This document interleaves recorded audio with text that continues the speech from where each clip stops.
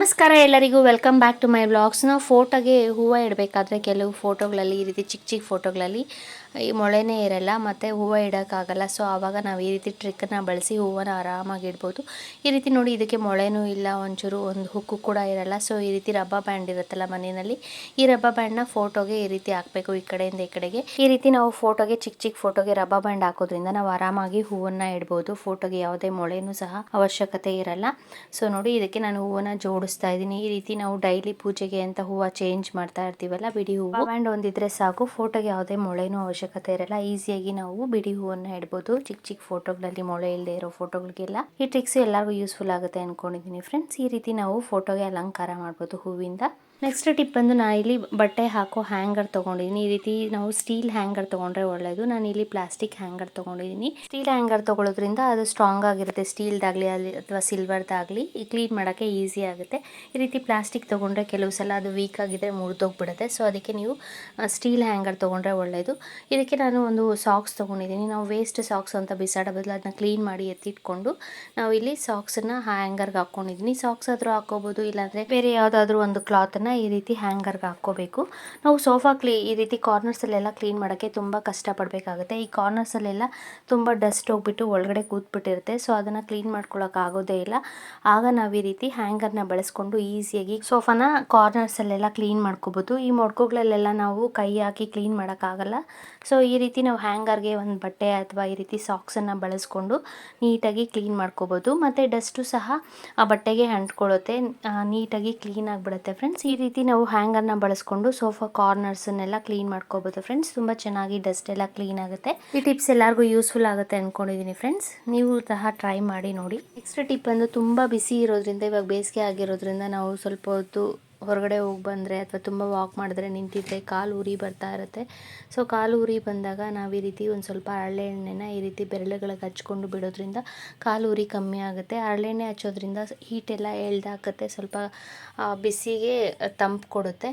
So ಈ ರೀತಿ ನಾವು ಒಂದು ಸ್ವಲ್ಪ ಹರಳೆಣ್ಣೆನ ತಲೆಗೆ ಸುಳಿಗೆ ಹಚ್ಕೊಳ್ಳೋದ್ರಿಂದನೂ ಸಹ ಓವರ್ ಹೀಟ್ ಏನಾದರೂ ಆಗಿದ್ರೆ ಅದನ್ನು ಎಳ್ದಾಕತ್ತೆ ಹರಳೆಣ್ಣೆ ಹಚ್ಚೋದ್ರಿಂದ. ಈಗ ಬೇಸಿಗೆ ಆಗಿರೋದ್ರಿಂದ ತುಂಬ ಬಿಸಿ ಇರೋದ್ರಿಂದ ಕೆಲವರಿಗೆ ತುಂಬ ಹೊಟ್ಟೆ ನೋವು ಬರ್ತಾ ಇರುತ್ತೆ, ಮತ್ತು ಕಣ್ಣು ಉರಿ ಎಲ್ಲ ಆಗ್ತಾ ಇರುತ್ತೆ. ಸೊ ಈ ರೀತಿ ಕಣ್ಣು ಉರಿ ಬಂದಾಗಲೂ ಸಹ ನಾವು ಕಣ್ಣು ರೆಪ್ಪೆಗೆ ಮತ್ತು ಕಣ್ಣಿನ ಮೇಲೆ ಒಂದು ಸ್ವಲ್ಪ ಹರಳೆಣ್ಣೆ ಹಚ್ಚೋದ್ರಿಂದ ಆ ಕಣ್ಣುರಿ ಕಮ್ಮಿ ಆಗುತ್ತೆ. ಮತ್ತು ಹೊಟ್ಟೆ ನೋವು ತುಂಬ ಜಾಸ್ತಿ ಇದ್ದರೆ ಒಕ್ಕಳಿಗೆ ಒಂದು ಸ್ವಲ್ಪ ಹರಳೆಣ್ಣೆ ಹಚ್ಕೊಳ್ಳೋದ್ರಿಂದ ಬಾಡಿನಲ್ಲಿರೋ ಹೀಟನ್ನು ಎಳ್ದಾಕಿ ಹೊಟ್ಟೆ ನೋವು ಸಹ ಕಮ್ಮಿ ಆಗ್ತಾ ಬರುತ್ತೆ ನಾವು ಈ ರೀತಿ ಮಾಡೋದ್ರಿಂದ. ನೆಕ್ಸ್ಟ್ ಟಿಪ್ ಬಂದು, ನಾವು ಈ ರೀತಿ ಖಾಲಿ ಆಯಿಲ್ ಪೇಪರ್ಸ್ನೆಲ್ಲ ಬಿಸಾಡ್ಬಿಡ್ತೀವಿ. ಬಿಸಾಡೋಕ್ಕೆ ಮುಂಚೆ ಈ ರೀತಿ ನಾವು ಯೂಸ್ ಮಾಡ್ಕೋಬೋದು. ಈ ಆಯಿಲ್ ಪ್ಯಾಕೆಟಲ್ಲಿ ಒಳಗಡೆ ಒಂದು ಸ್ವಲ್ಪ ಆಯಿಲ್ ಇದ್ದೇ ಇರುತ್ತೆ. ನಾವು ಪ್ಯಾಕೆಟ್ನ ಬಿಸಾಡೋದಕ್ಕೆ ಮುಂಚೆ ಈ ರೀತಿ ಯೂಸ್ ಮಾಡ್ಕೋಬೋದು. ಈ ರೀತಿ ನೋಡಿ, ಚಾಕುಗಳಿರುತ್ತಲ್ಲ, ನಾವು ಚಿಕನ್ ಎಲ್ಲ ಕಟ್ ಮಾಡೋಕ್ಕೆ ಅಂತ ಕಬ್ಬಿಣದ ಚಾಕುಗಳು ತಂದಿರ್ತೀವಿ, ದೊಡ್ಡದಾಗಲಿ ಚಿಕ್ಕದಾಗಲಿ. ಅದನ್ನು ಈ ರೀತಿ ಆಯಿಲ್ ಪ್ಯಾಕೆಟಲ್ಲಿ ಹಾಕಿ ಆಯಿಲ್ ಇರುತ್ತಲ್ಲ ಅದರಲ್ಲಿ ರಬ್ ಮಾಡೋದ್ರಿಂದ ಆಯಿಲ್ ಎಲ್ಲ ಈ ರೀತಿ ಚಾಕುಗಳಿಗೆ ಅಂಟ್ಕೊಳ್ಳುತ್ತೆ. ಮತ್ತು ಆಯಿಲ್ ಅಂಟ್ಕೊಳ್ಳೋದ್ರಿಂದ ಚಾಕು ಸಿಲ್ಮಿಡಿಯಲ್ಲ ಬೇಗ. ಅದನ್ನು ನಾವು ಎತ್ತಿಟ್ರೂ ಹಾಗೇ ಇರುತ್ತೆ, ಇಲ್ಲಾಂದರೆ ರಸ್ಟ್ ಬಂದುಬಿಡುತ್ತೆ. ಸೊ ಈ ರೀತಿ ನಾವು ಆಗಾಗ ಆಯಿಲ್ ಅಪ್ಲೈ ಮಾಡೋದ್ರಿಂದ ಅದು ರಸ್ಟ್ ಹಿಡಿಯಲ್ಲ. ಈ ರೀತಿ ಚಿಕ್ಕ ಚಿಕ್ಕ ಚಾಕು ಆಗಲಿ ಅಥವಾ ನಾವು ಚಿಕನ್ ಕಟ್ ಮಾಡೋಕ್ಕೆ ಅಂತ ದೊಡ್ಡದು ಚಾಕು ಇಟ್ಕೊಂಡಿರ್ತೀವಿ, ಅದಕ್ಕಾದರೂ ಅಪ್ಲೈ ಮಾಡ್ಬೋದು. ಮತ್ತು ಈ ರೀತಿ ವುಡನ್ ಸ್ಟಿಕ್ಸ್ ಎಲ್ಲ ಬರುತ್ತಲ್ಲ, ವುಡನ್ ಸ್ಪೂನ್ಸನ್ನು ಯೂಸ್ ಮಾಡ್ತೀವಿ ನಾವು. ಅನ್ನದ ಕೈ ಆಗಲಿ ಅಥವಾ ಸಾರು ಸೌಟಾಗಲಿ ಬರುತ್ತೆ, ಅದಕ್ಕೂ ಸಹ ಈ ರೀತಿ ನಾವು ಆಯಿಲ್ ಪ್ಯಾಕೆಟಲ್ಲಿ ಆಯಿಲ್ ಇರುತ್ತಲ್ಲ ಅದನ್ನು ಬಿಸಾಡೋದಕ್ಕೆ ಮುಂಚೆ ಈ ರೀತಿ ಆಯಿಲ್ ಪ್ಯಾಕೆಟ್ ಒಳಗಡೆ ವುಡ್ ಸ್ಪೂನ್ಸ್ನ ಹಾಕ್ಬಿಟ್ಟು ಆಯಿಲನ್ನು ಅಪ್ಲೈ ಮಾಡೋದ್ರಿಂದ ಆಯಿಲು ವುಡ್ ಸ್ಪೂನ್ಸ್ಗೆ ಅಂಟ್ಕೊಂಡು ಅದು ಶೈನ್ ಬರುತ್ತೆ. ನಾವು ಈ ರೀತಿ ಸ್ವಲ್ಪ ಅಪ್ಲೈ ಮಾಡಿ ಇಡೋದ್ರಿಂದ ಸ್ಪೂನ್ಸು ಸಹ ಚೆನ್ನಾಗಿ ಶೈನ್ ಬರುತ್ತೆ, ಮತ್ತು ಬಾಳಿಕೆನೂ ಸಹ ಚೆನ್ನಾಗಿ ಬರುತ್ತೆ ನೋಡಿ. ಈ ರೀತಿ ನಾವು ಚಿಕನ್ ಕಟ್ ಮಾಡೋಕ್ಕೆ ಅಂತ ದೊಡ್ಡದು ಚಾಕುಗಳು ಅಥವಾ ಸೂರಿಗಳು ತಂದಿಟ್ಟಿರ್ತೀವಲ್ಲ, ಅದನ್ನು ಸಹ ಈ ರೀತಿ ವೇಸ್ಟ್ ಆಯಿಲ್ ಪ್ಯಾಕೆಟ್ನ ಬಿಸಾಡೋದಕ್ಕೆ ಮುಂಚೆ ಅದರಲ್ಲಿರೋ ಆಯಿಲ್ನ ಈ ರೀತಿ ನಾವು ಅಪ್ಲೈ ಮಾಡೋದ್ರಿಂದ ಅದು ಸಿಲ್ಮಿಡಿಯಲ್ಲ, ಅಂದರೆ ರಸ್ಟ್ ಬರಲ್ಲ, ತುಂಬ ದಿನ ಹಾಗೆ ಬಾಳಿಕೆ ಬರುತ್ತೆ. ಸೊ ಈ ರೀತಿ ನಾವು ಅಪ್ಲೈ ಮಾಡಿ ಈ ರೀತಿ ಕೈಯಲ್ಲಿ ರಬ್ ಮಾಡಿ ಎತ್ತಿಟ್ಕೊಳ್ಳೋದ್ರಿಂದ ಅದು ತುಂಬ ಚೆನ್ನಾಗಿರುತ್ತೆ. ರಸ್ಟ್ ಹಿಡ್ದಿದ್ರು ಸಹ ಅದೆಲ್ಲ ಹೊರ್ಟೋಗ್ಬಿಡುತ್ತೆ ಈ ರೀತಿ ನಾವು ಆಯಿಲ್ ಅಪ್ಲೈ ಮಾಡೋದ್ರಿಂದ.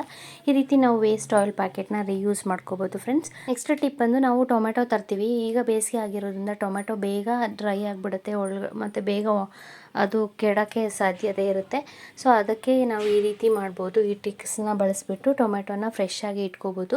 ಸೊ ಈ ಖಾಲಿ ಆಯಿಲ್ ಪ್ಯಾಕೆಟ್ ಒಳಗಡೆ ಈ ರೀತಿ ನಾವು ತಂದಿರೋ ಟೊಮೆಟೊನ ಹಾಕ್ಬಿಟ್ಟು ರಬ್ ಮಾಡೋದು ಮಾಡೋದ್ರಿಂದ ಖಾಲಿ ಪ್ಯಾಕೆಟಲ್ಲಿರೋ ಆಯಿಲ್ ಎಲ್ಲ ಟೊಮೆಟೊಸ್ಗೆ ಅಂಟ್ಕೊಳ್ಳುತ್ತೆ. ಸೊ ಈ ರೀತಿ ನೋಡಿ ಫ್ರೆಶ್ ಆಗೂ ಇರುತ್ತೆ ಟೊಮೆಟೊ, ತುಂಬ ದಿನ ಇಡ್ಬೋದು ಮತ್ತು ಡ್ರೈಯೂ ಸಹ ಆಗಲ್ಲ. ಟೊಮೆಟೊನ ಹೊರಗಡೆ ಇಟ್ಟರು ಸಹ ತುಂಬ ಕಮ್ಮಿ ಇದ್ದಾಗ ಈ ಕವರಲ್ಲಿ ಹಾಕ್ಬಿಟ್ಟು ಟೊಮೆಟೊನ ಫ್ರಿಜ್ಜಲ್ಲಿ ಕೂಡ ಇಟ್ಟು ಸ್ಟೋರ್ ಮಾಡು ಸಹ ಇಡ್ಬೋದು. ನೆಕ್ಸ್ಟ್ ಟಿಪ್ ಬಂದು ನಾವು ಜರಡಿ ಇಟ್ಕೋತಾ ಇರ್ತೀವಿ. ಹಸಿ ಜರಡಿ ಇಡಬೇಕಾದ್ರೆ ಸ್ವಲ್ಪ ಎಲ್ಲ ಜರಡಿ ಇಟ್ಕೋಬೇಕಾದ್ರೆ ನಾವು ಜರಡಿ ಇಟ್ಕೋಬೇಕಾದ್ರೆ ಕೆಳಗಡೆ ಪೇಪರ್ ಏನೂ ಹಾಕಿಲ್ಲ ಅಂದರೆ ಫುಲ್ಲು ಕಿಚನ್ ಕೌಂಟರ್ ಟಾಪು ಅಥವಾ ನೆಲದಲ್ಲಿ ಎಲ್ಲ ಎಗರ್ಬಿಡುತ್ತೆ ನಾವು ಹಸಿ ಜರಡಿ ಹಿಡಿಬೇಕಾದ್ರೆ. ಸೊ ಈ ಟಿಪ್ಸನ್ನು ಯೂಸ್ ಮಾಡೋದ್ರಿಂದ ಒಂಚೂರು ಸಹ ಸುತ್ತೂ ಹಸಿಟೆ ಎಗರೋದೇ ಇಲ್ಲ. ನೋಡಿ ಈ ರೀತಿ ಜರಡಿ ತೊಗೊಂಡು ಒಂದು ಪ್ಲೇಟ್ ತೊಗೊಂಡು ದೊಡ್ಡದು ಈ ರೀತಿ ಒಂದು ಬಟ್ಲು ಅಥವಾ ಒಂದು ಗ್ಲಾಸಲ್ಲಿ ಹಸಿಟ್ಟನ್ನು ಹಾಕಿ ಈ ರೀತಿ ನಾವು ಸರ್ಕಲ್ ಶೇಪಲ್ಲಿ ಮಾಡ್ತಾ ಬರೋದ್ರಿಂದ ಹಸಿಟನ್ನ ಈಸಿಯಾಗಿ ಜರಡಿ ಇಟ್ಕೋಬೋದು. ಒಂಚೂರು ಸಹ ಕೌಂಟರ್ ಟಾಪ್ ಆಗಲಿ ಅಥವಾ ನೆಲದಲ್ಲೇ ಆಗಲಿ ಆ ಪ್ಲೇಟ್ ಸುತ್ತೂ ಹಸಿಟ್ಟು ಒಂಚೂರು ಎಗರಲ್ಲ ಫ್ರೆಂಡ್ಸ್. ಈ ಟಿಪ್ಸ್ ಎಲ್ಲರಿಗೂ ಯೂಸ್ಫುಲ್ ಆಗುತ್ತೆ ಅಂದ್ಕೊಂಡಿದ್ದೀನಿ. ನಾವು ಕೆಳಗಡೆ ನ್ಯೂಸ್ ಪೇಪರ್ ಹಾಕೋ ಅವಶ್ಯಕತೆನೇ ಇರಲ್ಲ ಈ ರೀತಿ ನಾವು ಜರಡಿನ ಇಟ್ಕೊಳ್ಳೋದ್ರಿಂದ ಹಸಿಟ್ಟನ್ನು. ನೆಕ್ಸ್ಟ್ ಟಿಪ್ ಬಂದು ನಾನಿಲ್ಲಿ ಒಂದು ಸೌಟ್ ತೊಗೊಂಡಿದ್ದೀನಿ. ಚಿಕ್ಕದು ಯಾವುದಾದ್ರೂ ಒಂದು ಸ್ಪೂನ್ ತೊಗೊಂಡ್ರು ಸಾಕು. ಅದಕ್ಕೆ ನಾನಿಲ್ಲಿ ಒಂದು ಚಿಕ್ಕದಾಗಿ ಒಂದು ಅರ್ಧ ಸ್ಪೂನ್ ಅಥವಾ ಒಂದು ಸ್ಪೂನಷ್ಟು ಕೊಕೊನಟ್ ಆಯಿಲ್ ಹಾಕ್ಕೋತಾ ಇದ್ದೀನಿ. ನಾವು ಇದಕ್ಕೆ ಸಾಸಿವೆ ಎಣ್ಣೆ ಇದ್ದರೆ ಸಾಸಿವೆ ಎಣ್ಣೆ ಹಾಕ್ಕೊಂಡ್ರೆ ತುಂಬ ಎಫೆಕ್ಟಿವ್ ಆಗಿರುತ್ತೆ.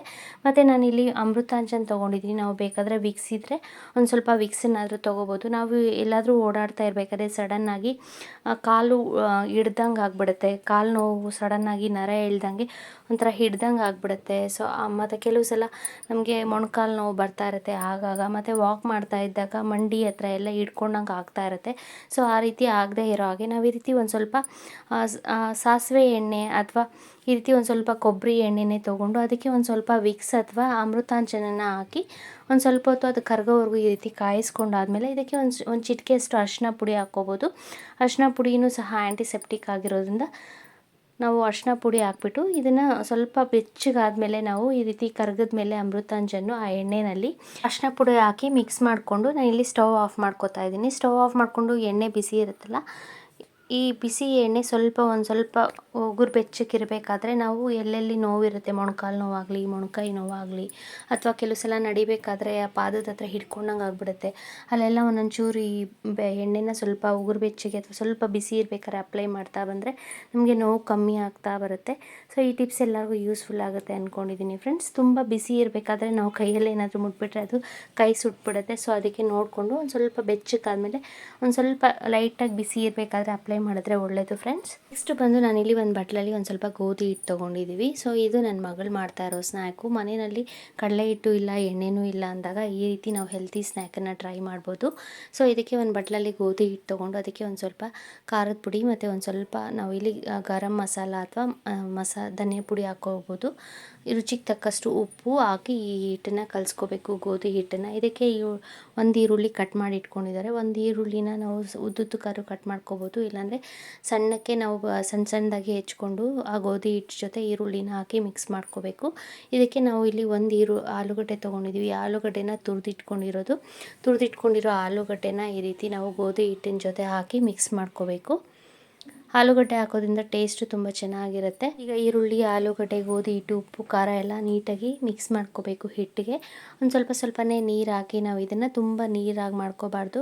ನಾವು ಯಾವ ರೀತಿ ಬೋಂಡ ಹಿಟ್ಟು ಕಲಿಸ್ಕೋತೀವೋ ಅದಕ್ಕೆ ನಾವು ಹಿಟ್ಟನ್ನು ಕಲಿಸ್ಕೋಬೇಕು. ಇದಕ್ಕೆ ನಾವು ಒಂದು ಸ್ವಲ್ಪ ಹಸಿ ಕರಿಬೇವಿನ ಸೊಪ್ಪು, ಕೊತ್ತಂಬರಿ ಸೊಪ್ಪು ಹಾಕ್ಕೊಂಡ್ರು ಚೆನ್ನಾಗಿರುತ್ತೆ. ನಾನಿಲ್ಲಿ ಹಸಿ ಕರಿಬೇವಿನ ಸೊಪ್ಪು, ಕೊತ್ತಂಬರಿ ಸೊಪ್ಪು ಏನೂ ಹಾಕಿಲ್ಲ. ಈರುಳ್ಳಿ ಸ್ವಲ್ಪ ಜಾಸ್ತಿ ಹಾಕ್ಕೊಂಡ್ರೆ ಟೇಸ್ಟ್ ಇನ್ನೂ ತುಂಬ ರುಚಿಯಾಗಿರುತ್ತೆ. ಈ ರೀತಿ ಸ್ವಲ್ಪನೇ ನೀರು ಹಾಕಿ ಹಿಟ್ಟನ್ನು ಕಲಿಸ್ಕೋಬೇಕು. ನಾವು ಹಿಟ್ಟು ಮಿಕ್ಕೋಗ್ಬಿಟ್ರೆ ಇದರಲ್ಲೇ ಸಹ ರೊಟ್ಟಿನೂ ಸಹ ತಟ್ಕೊಂಡು ರೊಟ್ಟಿನೂ ಸಹ ಮಾಡ್ಕೊಂಡು ತಿನ್ಬೋದು. ತುಂಬ ಟೇಸ್ಟು ರುಚಿಯಾಗಿರುತ್ತೆ. ಒಂದು ಸ್ವಲ್ಪ ಇದಕ್ಕೆ ಜೀರಿಗೆ ಅಥವಾ ಓಮ್ ಕಾಳನ್ನು ಇದ್ರೂ ಉದುರಿಸ್ಕೊಂಡ್ರೆ ಅದು ಸಹ ಟೇಸ್ಟ್ ಕೊಡುತ್ತೆ. ಈಗ ನೋಡಿ ನಾನಿಲ್ಲಿ ಪಡ್ಡು ಸ್ಟ್ಯಾಂಡ್ ತೊಗೊಂಡಿದ್ದೀನಿ. ಸ್ಟವ್ ಹಚ್ಚಿ ಪಡ್ಡು ಸ್ಟ್ಯಾಂಡ್ ಇಟ್ಕೊಂಡು ಇದಕ್ಕೆ ಒಂದು ಸ್ವಲ್ಪ ಆಯಿಲ್ ಹಾಕಿ ಈ ರೀತಿ ಸ್ಪ್ರೆಡ್ ಮಾಡ್ಕೋತಾ ಇದ್ದೀನಿ. ಈಗ ಒಂದು ಸ್ಪೂನ್ ತೊಗೊಂಡು ಸ್ವಲ್ಪನೇ ಹಿಟ್ಟನ್ನು ನಾವು ಪಡ್ಡು ಸ್ಟ್ಯಾಂಡಲ್ಲಿ ಹಾಕ್ಕೋಬೇಕು. ತುಂಬ ಜಾಸ್ತಿ ಹಾಕ್ಕೋಬಾರ್ದು, ಸ್ವಲ್ಪ ಹಿಟ್ಟನ್ನು ಹಾಕ್ಕೊಂಡ್ರೆ ಸಾಕು. ಇದಕ್ಕೆ ನಾವು ಕಮ್ಮಿ ಆಯಿಲಿಂದ ಫ್ರೈ ಮಾಡ್ತಾ ಇರೋದ್ರಿಂದ ನಾವು ಸ್ವಲ್ಪ ಹಿಟ್ಟನ್ನು ಈ ರೀತಿ ಹೋಲ್ಸಲ್ಲಿ ಹಾಕೋತಾ ಹೋಗಬೇಕು ಪಡ್ಡು ಸ್ಟ್ಯಾಂಡಲ್ಲಿ. ಮತ್ತು ಪ್ಲೇಟ್ ಮುಚ್ಚಿ ನಾವು ಎರಡೂ ಸೈಡು ಬೇಯಿಸ್ಕೋಬೇಕು. ಪಡ್ಡನ್ನ ಯಾವ ರೀತಿ ಬೇಯಿಸ್ಕೋತೀವೋ ಆ ರೀತಿ ಚೆನ್ನಾಗಿ ಅದು ಗೋಧಿ ಹಿಟ್ಟು ಒಳಗಡೆ ಎಲ್ಲ ಬೇಯಬೇಕು. ಅದುವರೆಗೂ ನಾವು ಚೆನ್ನಾಗಿ ಮೀಡಿಯಮ್ ಉರಿನಲ್ಲಿ ಇಟ್ಕೊಂಡು ಬೇಯಿಸ್ಕೋಬೇಕು. ನೋಡಿ ಹಿಟ್ಟನ್ನೆಲ್ಲ ನಾನು ಈ ರೀತಿ ಹಾಕ್ಕೊಂಡಿದ್ದಾಗಿದೆ. ಇದನ್ನು ಪ್ಲೇಟ್ ಮುಚ್ಚಿ ನಾವು ಒಂದು 5 ನಿಮಿಷ ಬೇಯಿಸ್ಕೋಬೇಕು. ಒಂದು ಸೈಡ್ ಬೆಂದಮೇಲೆ ಈ ರೀತಿ ನಾವು ಟರ್ನ್ ಮಾಡ್ಕೋಬೇಕು ಇನ್ನೊಂದು ಸೈಡು. ಇದನ್ನು ಹೀಗೆ ಆದರೂ ತಿನ್ಬೋದು, ಇಲ್ಲಾಂದರೆ ಇದನ್ನು ಟೊಮೆಟೊ ಸಾಸ್ ಜೊತೆ ತಿಂದರೂ ಟೇಸ್ಟು ತುಂಬ ಚೆನ್ನಾಗಿರುತ್ತೆ. ಮನೆಯಲ್ಲಿ ಕೊಕೊನಟ್ ಚಟ್ನಿ ಅಥವಾ ಪುದೀನ ಚಟ್ನಿ ಇದೆ, ಅದ್ರ ಜೊತೆ ತಿಂದ್ರೂ ಸಹ ಟೇಸ್ಟು ತುಂಬ ರುಚಿಯಾಗಿರುತ್ತೆ. ಮಕ್ಕಳು ಏನಾದರೂ ಸ್ನ್ಯಾಕ್ಸ್ ಬೇಕು ಅಂತ ಇರ್ತಾರೆ, ನಾವು ಈ ರೀತಿ ಹೆಲ್ತಿಯಾಗಿ ಮಾಡ್ಕೋಬೋದು. ಪಡ್ಡು ಸ್ಟ್ಯಾಂಡಲ್ಲಿ ಈ ರೀತಿ ಹಿಟ್ಟನ್ನು ಹಾಕಿ ನಾನು ಪ್ಲೇಟ್ ಮುಚ್ಚಿ ಒಂದು 5 ನಿಮಿಷ ಬೇಯಿಸ್ಕೊಂಡಿದ್ದೆ. ಎರಡೂ ಸೈಡು ಬೇಯಿಸ್ಕೋಬೇಕು. ಬೇಯಿಸ್ಕೊಂಡಾದ್ಮೇಲೆ ನಾವು ಒಂದ್ಸರಿ ಹಾಕಾದ್ಮೇಲೆ ಈ ರೀತಿ ಒಂದು ಸ್ವಲ್ಪ ಟರ್ನ್ ಮಾಡಬೇಕು. ಒಂದು ಸ್ವಲ್ಪ ಹೊತ್ತು ಬಿಟ್ಟಾದಮೇಲೆ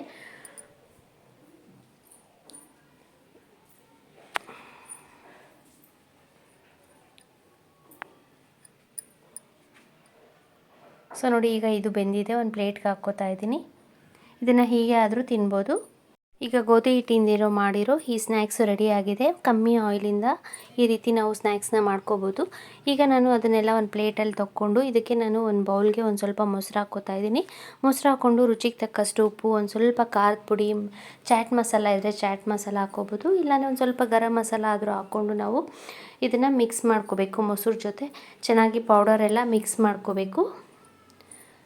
ಪಿಂಕ್ ಸಾಲ್ಟು ಅಥವಾ ಬ್ಲ್ಯಾಕ್ ಸಾಲ್ಟ್ ಇದ್ದರೆ ಅದನ್ನು ಹಾಕ್ಕೊಂಡ್ರೆ ಇನ್ನೂ ಟೇಸ್ಟ್ ಕೊಡುತ್ತೆ. ಇದಕ್ಕೆ ಒಂದು ಸ್ವಲ್ಪ ಈರುಳ್ಳಿ ಕಟ್ ಮಾಡಿ ನಾನು ಮೊಸರು ಜೊತೆ ಮಿಕ್ಸ್ ಮಾಡ್ಕೋತಾ ಇದ್ದೀನಿ. ಮೊಸರು ಜೊತೆ ಆದರೂ ಮಿಕ್ಸ್ ಮಾಡ್ಬೋದು, ಇಲ್ಲಾಂದರೆ ನಾವು ಹಾಗೇ ಸ್ನ್ಯಾಕ್ಸ್ ಮೇಲೆ ಹಾಕ್ಕೊಬೋದು, ತಿನ್ಬೋದು. ಟೇಸ್ಟು ತುಂಬ ರುಚಿಯಾಗಿರುತ್ತೆ. ಸೊ ನೋಡಿ, ಈಗ ನಾವು ಮಾಡಿಟ್ಕೊಂಡಿರೋ ಗೋಧಿ ಹಿಟ್ಟಿನ ಸ್ನ್ಯಾಕ್ಸ್ ಮೇಲೆ ಈ ಮೊಸರನ್ನ ನಾವು ಮಿಕ್ಸ್ ಮಾಡಿಟ್ಕೊಂಡಿದ್ದೀವಲ್ಲ, ಆ ಮೊಸರನ್ನ ಹಾಕ್ಕೊಂಡು ಮನೆಯಲ್ಲಿ ಮಿಕ್ಸ್ಚರ್ ಇದ್ದರೆ ಮಿಕ್ಸ್ಚರ್, ಖಾರ ಬೂಂದಿ ಆಗಲಿ ಅಥವಾ ನಾರ್ಮಲ್ ಸೇವ್ ಬೂಂದಿ ಆಗಲಿ ಇದ್ದರೆ ಅದನ್ನು ಹಾಕ್ಕೊಂಡು ತಿನ್ನೋದ್ರಿಂದ ಟೇಸ್ಟು ತುಂಬ ರುಚಿಯಾಗಿರುತ್ತೆ. ನಾವು ಹಾಗೇನೂ ಸಹ ತಿನ್ಬೋದು. ಈ ರೀತಿ ಎಕ್ಸ್ಟ್ರಾ ಫ್ಲೇವರ್ಸ್ ಏನೂ ಆಗ್ತಿರನ್ನು ಸಹ ತಿನ್ಬೋದು. ನಾನು ಮಾಡೋ ವೀಡಿಯೋಸ್ ನಿಮ್ಗೆ ಇಷ್ಟ ಆದರೆ ಪ್ಲೀಸ್ ಲೈಕ್ ಮಾಡಿ, ಶೇರ್ ಮಾಡಿ ಮತ್ತು ಸಬ್ಸ್ಕ್ರೈಬ್ ಮಾಡಿ. ಕಮೆಂಟ್ ಮಾಡಿ ಹೇಗಿದೆ ಅಂತ ತಿಳಿಸಿ. ನೋಡಿ, ಗೋಧಿ ಹಿಟ್ಟಿನ ಸ್ನ್ಯಾಕ್ ರೆಡಿಯಾಗಿದೆ. Thank you.